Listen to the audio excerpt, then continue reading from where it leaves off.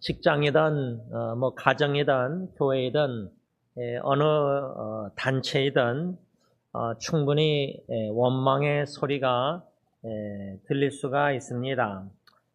그 원망의 소리가 나는 이유가 아마도 불만족, 마음에 뭔가 불만족이 있으면 뭐 가정이나 직장이나 교회만 봐도요, 우리가 불만족이 충분히 있을 수 있습니다.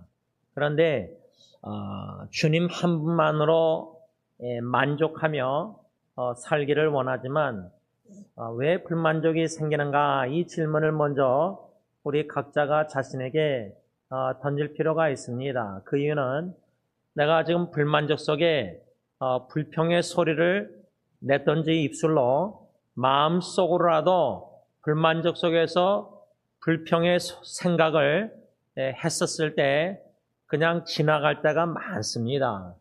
그러지 말고요, 성령님이 은혜 주셔서 내가 왜 지금 불만족 이런 감정이 들고 생각이 들고 입에서 불평하는 소리가 나는가 질문을 자문하면서 왜 내가 지금 내 안에 불만족이 있구나. 그러면 그 다음 던질 질문이 왜 내가 불만족하는가. 여러 가지 이유가 있겠지만 주님 한 분만으로 만족하지 못하기 때문에 불만족이 있는데, 그 원인은 주님 더하기 알파, 플러스 알파, 예수님만 아니라 예수님과 더불어 이것저것 원하는 것이, 기도하는 것이, 기대하는 것이 있는데, 그것이 없으면은 우리는 불만족 속에서 불평한다 그 말이죠. 그래서 우리가 민수기 11장 말씀을 참 여러 번 묵상하면서 이스라엘 백성들이 섞여 있는 다른 인종들 그 탐욕을 품게 되었다. 예수님 한만으로 만족하고 풍부할 때나 공핍할 때나 빌립보서 바울처럼 자족의 비결을 배우면은 어떤 탐욕 속에서 불만족을 사탄이 만들어서 불평하게 죄를 범하게 만드는 것을 차단하고 인식하고 그 죄 유혹에 넘어가 죄를 범하지 않을 수 있다, 말아야 된다. 그런 자신과의 싸움의 노력이 우리가 부지런하게 꾸준히 신실하게 필요하다 그 말입니다. 그래서 개인적으로 가정적으로 또 직장에서나 인간관계에서나 또 교회에서나 우리의 하루하루 삶 속에 불평, 불만족, 원망 이 소리를 차단하는 게 급선무라 생각합니다.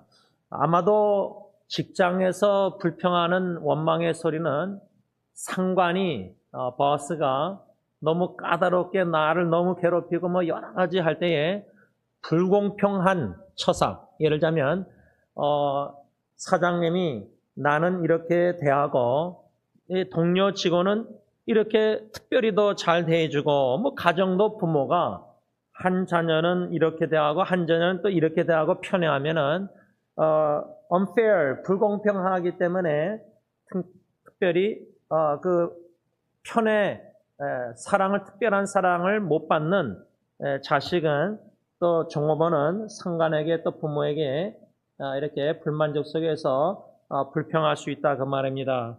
이것을 어떻게 원망의 소리, 불평의 소리를 기회로 삼아야 되느냐, 이 질문을 계속해서 던지는 가운데 오늘 5번째 원망의 소리는 기회입니다. 교훈을 받고자 합니다. 오늘 본문 사도행전 6장 1절에 좀 문맥을 살펴보면요, 초대교회의 성령 충만한 역사 가운데 사도들이 핍박과 능력 가운데서도 사도행전 5장 41절 날마다 성전에 있든지 집에 있든지 예수는 그리스도라 가르치기와 전도하기를 쉬지 아니했다. 5장 42절. 그러니까 6장 1절 원망 이 이야기 이전에 5장에 가서 41절, 42절 이러한 사도들의 능력과 핍박 가운데서도 꾸준히 날마다 성전에서나 집에서나 그리스도, 예수님 그리스도라는 이 말씀을 가르치고 전도하기를 쉬지 아니했을 때 결과가 오늘 본문 6장 1절 그때에 제자가 더 많아졌는데 이겁니다. 여기서 우리가 5장 41절, 42절과 6장 1절 이 석절 말씀을 연관해서 묵상하면서 받아야 될 교훈들이 좀 있다고 저는 생각합니다. 그 교훈이 뭐냐면 사도들을 지금 현대말로 말하자면 우리 목사님들, 교육자들, 또 말씀 사역자들, 우리들은요, 교회 지도자들은 어떤 사역과 섬김의 선교 사역도 마찬가지지만 어떠한 어려움과 역경과 능력, 모멸감을 느끼게 만들고 수근수근 비난 여러 가지 있겠죠. 그러나 그런 환경적인 인간관계에서 여러 가지 어려움이 있다 할지라도요, 이거는 또 가정에도 적용할 수 있습니다. 만일에 내 남편이, 내 아내가 부모 자녀 여러 가지 질병과 고통과 역경 속에서 간호하는 분들, 배우자가 부모 자식이 나를 능욕하고 핍박하고 그건 아니지만 그 자체가 힘들고 어렵습니다. 위기도 올 수 있습니다.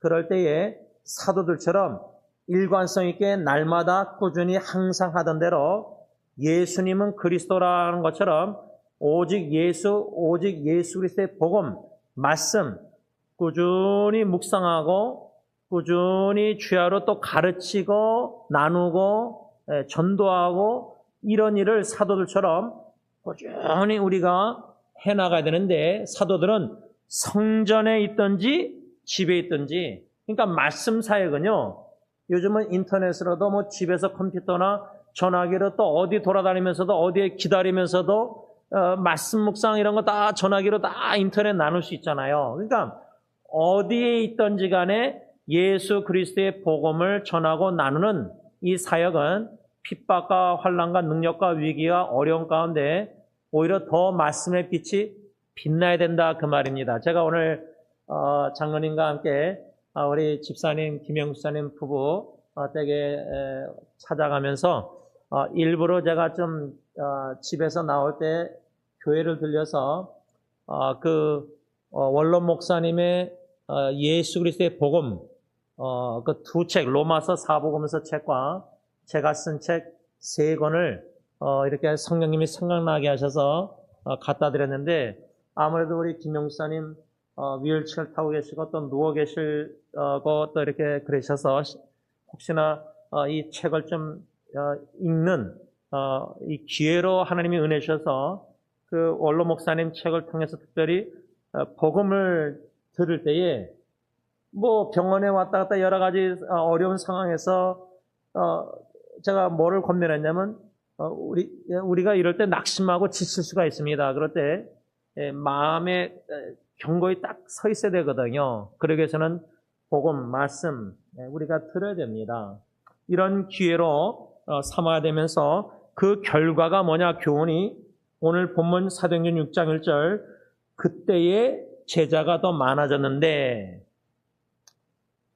당연히 환난과 핍박 속에서 일관성 있게 날마다 사도들이 그리스도 예수 복음 말씀을 전했을 때 말씀의 능력이 나타나서 환난과 핍박 중에 열매를 맺어 제자의 수가 많아졌다. 이건 놀라운 하나님의 역사 아닙니까? 부흥의 역사 그렇죠? 우리가 부흥하면 주로 숫자가 늘어났다, 제자 늘어났다 이렇게 생각하는데 여기서 제가 생각하고자 하는 것은 그때의 제자가 더 많아졌는데 그 단어입니다. 그 후로 나오는 말씀이 뭐예요? 헬라파 유대인들 그러니까 팔레스타인에서 태어나지 않은 이방 딴 나라에서 태어난 유대인들 헬라파 유대인들이 자기의 과부들이 매일의 구제에 빠짐으로 히브리파 사람을 원망하니 팔레스타인 태어난 유대인들을 원망했잖아요. 그러니까 5장 41절 42절과 더불어 6장 1절에 그때의 환난과 핍박 속에서도 사도들이 예수가 그리스도 전도 가르침 날마다 성전집에서 그래서 이렇게 제자의 수가 더 많아졌다. 놀라운 하나님의 역사. 그런데 많아지니까 이런 원망의 이런 소리가 또 들리게 된 겁니다. 그래서 여러분 제가 오래전에 하용조 목사님이 온누리교회에 쓰신 책, 제가 자세히 기억 안 나는데 거기서 뭔가 받은 은혜는 힘이 있을 때 조심해야 됩니다. 뭐 그런 거였는데요. 그런 내용이었는데 그것을 저는 어떻게 정했냐면 은혜 받으면 힘이 넘치고 막 열정적으로 막 비전과 뜨거움과 막 은혜 받으면 막 성령의 역사 속에서 막 이렇게 힘을 얻잖아요. 영적인 힘 막 이렇게 일어나서 막 뭔가 비전을 가지고 열정 가지고 뜨겁게 막 신나서 막 열심히 내잖아요. 근데 은혜 받은 후에 조심해야 된다는 거죠. 왜냐면 마귀 사탄이 뭐 우리가 은혜 받은 거 좋아하겠습니까? 그러니까 이 제자들의 사도들의 말씀 사역의 열매가 제자들이 많아졌는데 두 그룹에서 이 원망의 한 그룹이 또 다른 그룹을 원망하는 소리를 내게 되었다 그 말이죠. 그래서 교회도요 은혜 받고 나서 무슨 집회나 뭔가 놀라운 역사가 일어나서 막 간증이 있고 이런데 뭐 또 행사도 그러고 다 끝났는데 은혜 받았다고 하는데 그럴 때 마음을 은혜를 지키는 게 더 힘든 거거든요. 은혜 받는 것도 뭐 그에 뭐 기도하고 간구하고 이렇게 할 때 하나님이 은혜 주시는데 더불어 근데 은혜를 지키는 책임을 감당할 능력이 인품이 신앙 성품이 겸손함이 믿음이 안 되는 게 큰 문제라 저는 생각합니다. 그러니까 무조건 은혜 달라고 기도하는 거는 좀 잘 몰라서 우리가 그럴 수 있고요. 이 은혜 받는 게 두려운 게 왜 이게 좀 아는 분들은 은혜 받고 나서 이 은혜를 얼마 동안 지킬 수 있는지 자기 능력도 안 되는 걸 알거든요. 은혜 주신 것도 지킬 수 있도록 은혜 달라고 또 기도해야 되잖아요. 왜냐면 못 지키니까 은혜 받고 나서 자꾸만 시험에 들고 범죄하고 원망해서 해가지고 우리가 마음속으로도 죄를 범하지 않습니까? 이런 제자들이 많아졌을 때 초대교회 안에 원망의 소리가 들리기 시작했다. 이것에 대해서 이 원망의 소리가 원인은 뭐냐? 이 헬라파 유대인들 그들에게 불공평한 일들, 이건 불공평하다. 그러니까 두 그룹 속에서 헬라파 유대인들은 불공평하다. 자기들 과부들이 구제에 빠지니까. 근데 여러분 이 팔레스타인 유대인들 이들은 원망의 소리를 듣는 사람들은 불공평하다고 생각하겠습니까? 아니죠. 왜? 근데 우리 쪽 과부들은 뭐 구제를 매일 날마다 받으니까 받는 사람이야 뭐. 그러니까 여러분 교회 안에서도요. 뭐 찬양사역이든 토요새벽기도 모임이든 뭐 이렇게 그룹이 막 은혜 받고 막 교제도 좋고 막 하고 예를 들자면 은혜 받고 교제가 너무 좋으면은 뭐 불만족이 있겠습니까? 그런데 주일날 예를 들어서 또 다른 오후 성역 공부 그룹이나 또 다른 자매님들 그룹 속에서 뭐 이렇게 그룹이 두 개로 형성하게 되면은 은혜 받고 신앙생활이 너무 즐겁고 막 찬양 여러 가지 막 좋은데 그걸 못 누리는 분들이나 또 다른 쪽 여러 가지면은 그분들 입장에서는 이 토요일날 그룹이 원망의 소리 들을 대상이 될 수가 있죠. 제가 볼 때는 예를 들자면 그렇다는 말이 아니라 그럴 수 있다는 거죠.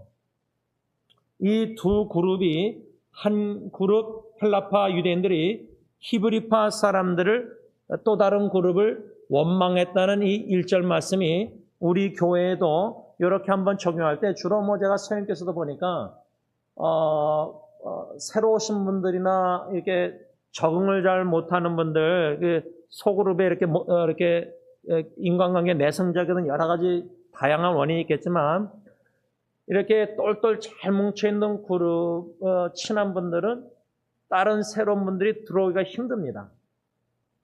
나름대로 친밀한 공동체가 오랫동안 친해지고 익숙해지면은 나름대로 벽이 높아지면 뭐 이런 말들을 제가 선생님께서 들었는데 이것도 우리가 전혀 무시할 수는 없죠. 그러니까 이게 참 하나님의 은혜가 지혜가 사랑의 지혜가 더 필요하겠지만은 이 6장 1절 사도행전에 헬라파 유대인들이 히브리파 이 유대인들을 원망의 소리를 했다는 것을 이렇게 한번 들으시면서 가정에나 직장에나 교회나 단체 공동체에 한번 적용하실 수 있기를 바라는 것입니다.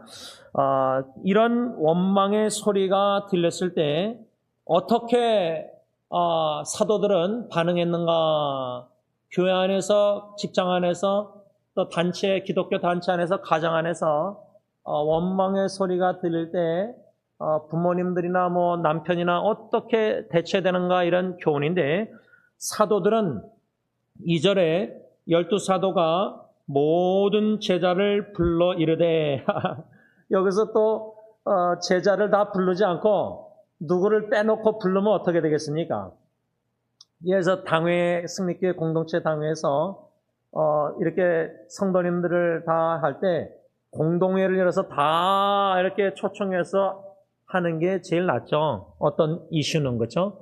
그런데 공동회를 열지 않고 임시라도 그냥 어느 한 부분들의 그룹에만 하고 듣지 못한, 부르지 않은 분들은 또 왜 우리를 빼놨는가, 이러자면 중요한 이런 일의 결정이나 대화 속에, 그러니 이거 여러분 요 한 구절 한 구절이 그냥 쓱 지나갈 수 있는 건데요. 이렇게 적용하면요, 충분히 불공평하다 해서 불만족 속에서 원망의 소리는 단체가, 제자가 숫자가 많아지면 많을수록, 모르겠어요. 보블리스 합창단도 이제 숫자가 다시 이렇게 회복되고 늘어날 때 충분히 가능할 수 있습니다. 2절에 모든 제자를 사도들이 불러서 이르되 뭐라 했죠? 우리가 하나님의 말씀을 제쳐놓고 접대를 일삼는 것이 마땅하지 아니하니, 요겁니다. 요 한 가지 교훈만 좀 묵상하면서 주시는 교훈을 저부터 겸손히 받고 묵상하는 가운데 주시는 깨달음대로 순종해야 되는데, 성도들의, 저는 이 말씀을 어떻게 적용했냐면, 성도님들의 원망의 소리를 들을 때 우리 교회 지도자들은 주님께서 우리에게 주신 본래 사명으로 돌아가 그 사명을 실행하는 기회로 삼아야 합니다. 이 교훈입니다. 근데 이 교훈이요, 웬만한 은혜 없이는 제 생각엔 듣고 머리는 아는데요, 실행까지는 못 옮깁니다. 무슨 말이냐면, 우리 목사님들은요, 제일 중요한 게 말씀 사역입니다. 오래전에 제가 어느 목사님하고 대화하는데, 그분이 이제 스포츠, 운동에 관심이 많아서 스포츠 목사, 그때는 뭐 그런 말조차도 없었죠. 오래된 얘기니까. 그렇다고 목사님이 스포츠로 여러 가지 전도하고 선교하고 해도요, 그래도 말씀입니다. 제가 윤 장로님과 함께 필리핀 선교 갔었을 때, 그 네일 총장 목사님의 그 신학교 총장 목사님의 그 아드님도 목사님이에요. 근데 이 덩치 큰 젊은 30대 목사님이 그 일주일에 한 번인가 농구를 농구 콜트를 큰 거를 자기 개인 돈으로 주고 빌려가지고 그 청소년들 여기저기 연락망에 다 전화기 있더라고요. 그래서 다 불러요. 그래서 나도 같이 한번 뛰자고 그래서 그냥 한 번 뛰고 못 뛰겠더라고요. 이 젊은 애들하고 뛰는데 20대, 30대하고 뛰는데, 아니 농구장이 제가 미국에서 본 것보다 왜 이렇게 큰지, 필리핀 이거 야외 모기도 뭐가 벌레도 많고. 근데 농구 게임을 몇 번 하더니 다 끝난 게 아닌데, 이 아드님 목사님이 막 이 청소년들 다 부르다가 이 하프코트 중간에 동그랗게 앉히더라고요. 그리고 이 말씀을 전하는 거예요. 그러니까 스포츠를 통해서, 농구를 통해서 청소년들을 끌어들여가지고 신나게 지치게 놀고 또 뭐 마실 거랑 다 사와요. 그거 다 자기 개인 돈으로 하는 건데, 이 목사님이 그렇게 이 청소년들을 다 가는 거예요. 그러니까 여러분, 운동 목사나 찬양 사역이나 모든 우리 사역할 때 우리 목회자들은 이 사도들처럼 2절에 제자를 불러 이르되 우리가 하나님의 말씀을 제쳐놓고, 만일에 우리가 말씀 사역에 우선순위를 두지 않고 제쳐놓고 다른 것에 전문적으로 우선순위 두면요, 이것은 좀 오늘 말씀 2절을 좀 심각하게 기도하면서 개인적으로 하나님과 고민이 씨름하면서 묵상할 필요가 있습니다. 그래서 저는 담임 목사로서 우리 교회 지금 고매준 목사님, 또 우리 고대영 목사님, 조셉 전도사님, 김천희 목사님, 이 교육자분들이 계시는데 이 참 말씀, 이 말씀 사역이 말씀의 묵상, 말씀 이게 참 급선무인데 이게 참 숙제입니다. 고민인데 이것을 오늘 2절 말씀을 통해서 우리의 본래 사명은 말씀이에요, 말씀. 이걸 제쳐놓고 접대든 뭐든지 다른 거 구제사역이든 뭐 모든 거 다 이런 거 하는 거. 근데 저는 참 감사한 게요. 우리 윤 장로님 부부께서 참 여러 가지 성도님들 다 양떼들을 신방하고 돌보고 참 쉽지 않은 사역을 두 분이 여태까지 약 20년 동안 섬겨주셔서 제가 더 말씀에 이렇게 초점을 맞춰서 주야로 묵상하면서 말씀 양떼들을 공급하는데 그래서 또 팬데믹을 통해서 이렇게 온라인으로 예배드리면서 그것도 하나님이 또 기회를 주셔서 원로 목사님도 그리도 전하고 싶고 알고 싶은 복음을 전할 수 있는 기회가 됐고 저도 그 말씀을 적어 내려가면서 책을 만들어서 또 여러분들과 여러 성도들에게 한국이나 여기나 선물할 수 있어서 복음을 전할 수 있게 되고 그러니까 이런 팬데믹 상황 통해서도 온라인 통해서도 하이브리드 예배 속에서도 모든 게 이 변화 속에서 변화의 기회가 중요한 거는 말씀으로 돌아가는 거예요. 이게 참된 개혁입니다. 뭐 리폼 티올로지 개혁신학, 개혁주의 개혁하십시다. 개혁을 많이 우리 칼빈 뭐 보수주의 이런 분들이 하는데 개혁은 오직 말씀으로 돌아가서 사도들은요 원망의 소리를 변화의 기회가 말씀으로 돌아가자. 왜? 말씀을 제쳐놓고 접대 구제사에 여기에 초점을 많이 맞춘 거예요. 그러니까 원망의 소리를 들으면요. 예를 들면 교회에서 원망의 소리 들으면 담임 목사 또 장로님 당회에서 소리를 듣고 양쪽의 얘기를 듣고 어떻게 화해하고 화목해하고 여러 가지 그렇게 반응을 보일 거 아니에요. 그런데 사도들은 1절 하반절에 원망하니 한 다음에 2절에 그 원망을 구제 문제를 먼저 해결한 게 아니라 2절에 하나님의 말씀을 제쳐놓고 접대를 일삼는 것이 마땅하지 아니한다고 모든 제자한테 공포해버린 거예요. 이게 좀 이상하지 않습니까? 우선순위 우리 반응은 원망의 소리를 들었으면 구제에 빠진 과부들, 헬라파 과부들에게 구제를 공평하게 하려고 해서 서로가 공평하게 해가지고 원망의 소리를 없애고 화해하고 화목하게 만들려고 하는 게 우리의 본능이잖아요. 가정에서 자녀들 싸울 때나 다 그렇죠. 부부 갈등도 교회에서도. 근데 그걸 통해서 사도들은 깨달은 거예요. 말씀을 제쳐놓은 거 하나님이 원망의 소리를 통해서 하나님의 소리를 들은 거예요. 이게 여러분 가능하겠습니까? 여러분 우리 남편들 아내들도 마찬가지지만 남편 아내가 막 원망의 소리 불평에 불만족스러워 할 때 육신의 눈으로 보이는 아내 남편의 원망의 소리 자녀의 원망의 소리 부모의 원망의 소리를 들을 때에 힘들잖아요. 그런데 그 와중에 깨달음 하나님의 음성을 듣고 변화의 기회로 내가 지금 우선순위를 잘못했구나. 내가 사도로서 목사로서 가정의 가장으로서 오직 말씀, 기도, 믿음으로 경고에 서서 가정사역을 감당하고 교회 뭐 여러 가지 이렇게 단체들 주님의 음성을 듣는 기회로 삼았다 그 말입니다. 이 사도들이. 말씀을 좀 정리하면서요. 여러분 그 우선순위라는 것은요. 상황에 이끌리면요. 이거 원망의 소리 어떻게 빨리 해결할까?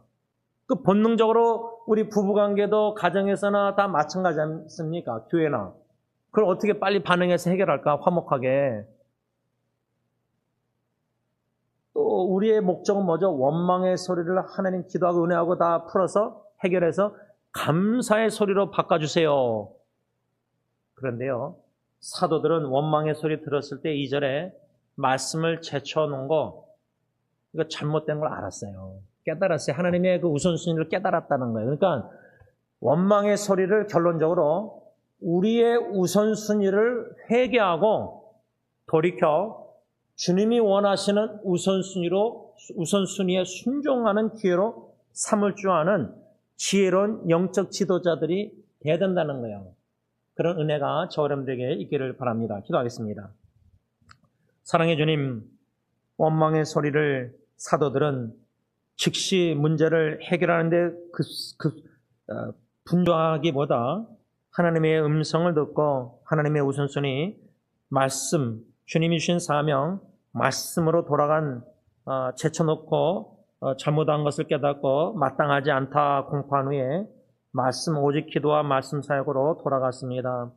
5장 41절 42절에 예수가 그리스도라 가르치고 전도 전파 날마다 성전이나 집에나 그렇게 5장 41절 42절 사역했던 주님의 종들이 6장에 와서 원망의 소리 속에서 접대의 구제사역 말씀 사역으로 사명으로 다시 5장으로 돌아가야 되겠다. 이런 귀한 은혜를 깨달음이 있었습니다. 기회로 삼았습니다. 하나님, 우리에게 원망의 소리가 들릴 때에 원망의 소리 자체에 매이지 말게 하시고 사람의 목소리와 상황에 우왕좌왕 막 어떻게 할지 몰라서 급선무로 막 이렇게 저렇게 움직이고 행하고 말하기보다 잠잠히 침묵 속에 하나님을 신뢰하면서 하나님의 음성 우선순위, 하나님이 원하시는 게 뭘까? 내가 지금 하나님의 말씀을 제쳐놓고 너무 다른 일에 지금 분주하고 있구나. 하루의 말씀, 묵상, 말씀과 씨름하는 말씀, 이런 나눔, 전파, 이런 시간을 우리 말씀 사역자들이 거기에 우선순위 돼야 될 텐데 요즘은 여러모로 인터넷으로도 큐티를 나눌 수 있고 이메일로나 또 이렇게 메시지 여러모로 카카오톡이나 말씀 사역에 참 기회가 방법이 참 많습니다. 그런데 우리의 정신이 신경이 말씀보다 자꾸만 여러 가지 일들에 분주해 있습니다. 다 주님의 영광을 위해서 한다고 하지만 이것을 말씀 사역을 제쳐놓고 이런 모든 사역을 하는 게 마땅하지 않은 것을 깨달아 알게 하시고 회개하고 돌이켜서 오직 말씀, 참된 개혁, 말씀 사역에 우선순위를 두는 모든 교회 지도자들과 말씀 사역자들, 특히 가정에서 우리 남편, 아버지들이 아내와 자녀를 양육하라는 예배서 말씀,